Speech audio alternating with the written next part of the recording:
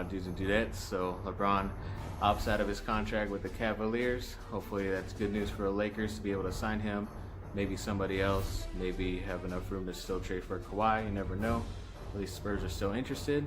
But then we also had news today that Lonzo Ball did tear left meniscus, I believe, just in his left leg. Sucks, obviously, and it just sucks that the Spurs don't want him in the trade packages either that they're talking about for Kawhi. And it's just obvious that something else bad has to happen to him. Kind of seems weird that both him and Ingram are all of a sudden two top picks that we've had, top two picks, and they're both still very injury prone. That's why it's tough to believe in them at this moment, but hopefully they get back healthy. If they said he'll be ready for the camp whenever they start, so that's semi-good news. Hopefully it is true, and they don't hide this as they've been hiding everything else with him so far.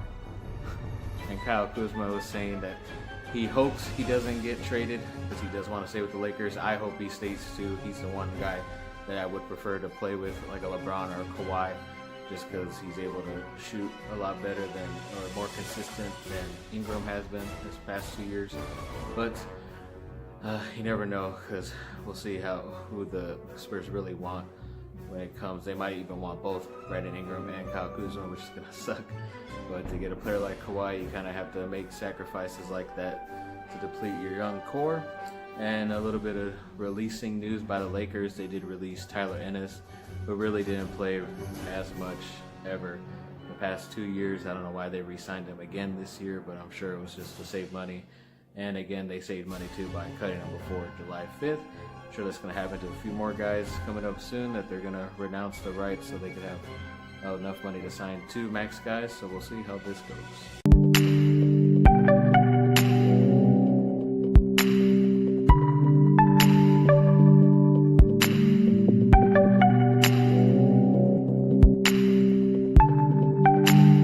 So supposedly the Lakers have not offered Brandon Ingram, according to reports yesterday saying that they did.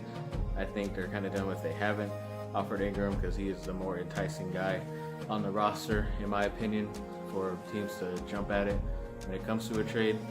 But we'll see how this goes. I'm in a love-hate relationship right now with my dude Blue Devil.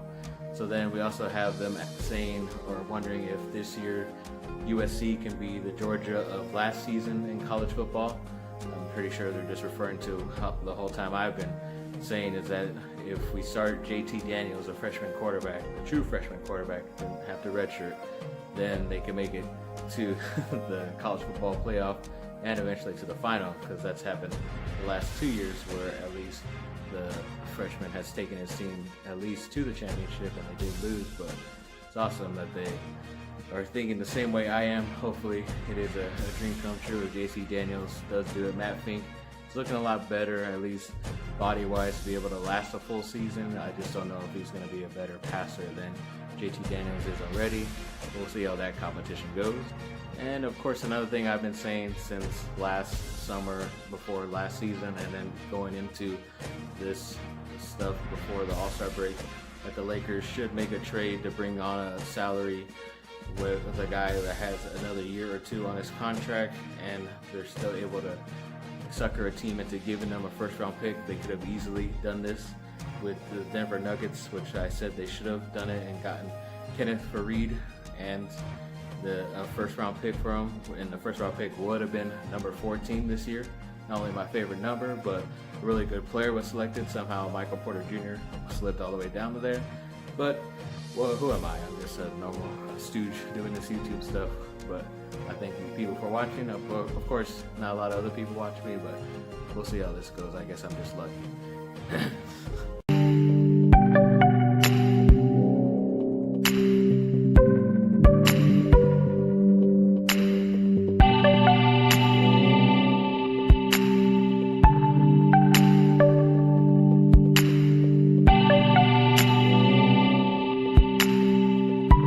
Former number 2 overall pick, Jabari Parker, is getting some sign and trade interest from teams.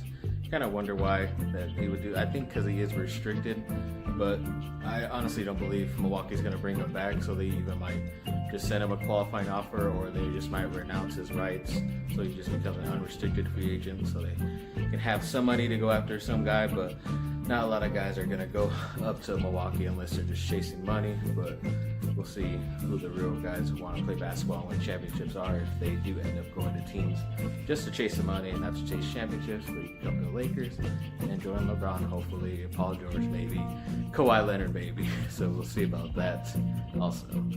And one of my favorite high school players right now, I believe he is a top 9 or top 10 overall player. He is considered an athlete, so he plays both offense and defense. In my opinion, he is a great receiver, but he'd be even better as like a linebacker, a roaming linebacker to do anything he wants, and he's very productive on both sides. That's why he is considered a top 10 player, but hopefully USC can land another modern day player, and hopefully JT Daniels, Amon-Ra St. Brown could lure Brew McCoy to come play for the Trojans. He was high on their stuff, but of course other teams have to come in and try to swoop him out of California, but hopefully we can get him back and join the Trojans. And I saw this interesting trade idea to get Jack Doyle from Indianapolis Colts. He's a tight end. I'm not sure who the Chargers be giving up. I think they should probably give up a Jason Verrett. That would be enticing. You can maybe get a draft pick back for that because he would be considered a better player than Doyle. And tight end is a position that they do need to fill correctly, even though I'm hearing good things about Ben Johnson, an undrafted free agent out of Kansas. He's doing really well for the Chargers right now. So that's awesome. So we'll see. Hopefully we get at least 3 tight ends because we need a guy who can block too as well, not only catch. So we'll see. Chargers, they're looking to see who of these linebackers, these 3 linebackers would make it on the team. I'm not sure if they're saying 2 out of 3 would make it or just 1. Obviously, I would prefer a Hayes Pullard. I'm pulling for him because he is a USC guy and has been pretty consistent for them past season. But Tavius Brown has been there a while, so you never know, they might keep him. And plus, both of them just have better numbers than Kyle Emanuel has, who they did a draft pick a few years ago, but he's more like a special teams guy. He did get some playing time because of injuries.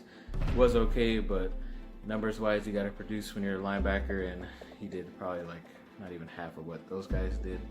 But thanks for watching, people. Like and subscribe, comment down below. Next pretty couple busy days, a lot of crappy, saying of people are going to go here, people are not going to go here, decide with these NBA free agents. So I might report on it, I might not, I might just wait until it's official, just because every day it seems like there's something different and it's kind of annoying. So I don't want to bother you guys down with all the same crap over and over or all this speculation.